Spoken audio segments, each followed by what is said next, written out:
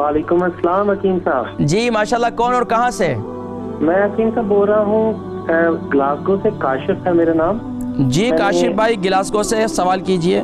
जी वजन कितना है और आप ये बताइए कि आपका उम्र कितनी है? मेरी उम्र 40 इयर्स है। और वजन कितना है? वजन मेरा 100 kg है। 100 kg है। अच्छा ये बताइए सवाल क्या है?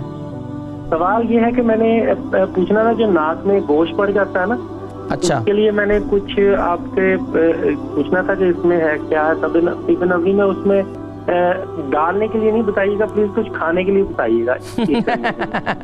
नाक में डालने की बजाय। क्यों आप 40 साल के होकर आप डरते हैं? कमाल हो गया, एक कतरे से। नहीं, अगर कुछ वो भी ठीक है, आपने बताया था लास्ट टाइम, लेकिन अगर खाने के लिए भी कुछ बता देंगे तो। चले मैं बताता हूँ, ठीक है। काशिफ भाई ग्लासगो से, इनके 40 उनकी उम्र है और 100 kg इनका वजन है, 102 kg इनका वजन है, 100 kg इनका वजन है। नाक में गोश्त बड़ा है और बता रहे हैं कि डालने के लिए कुछ ना बताएं बल्कि खाने के लिए कुछ बताएं।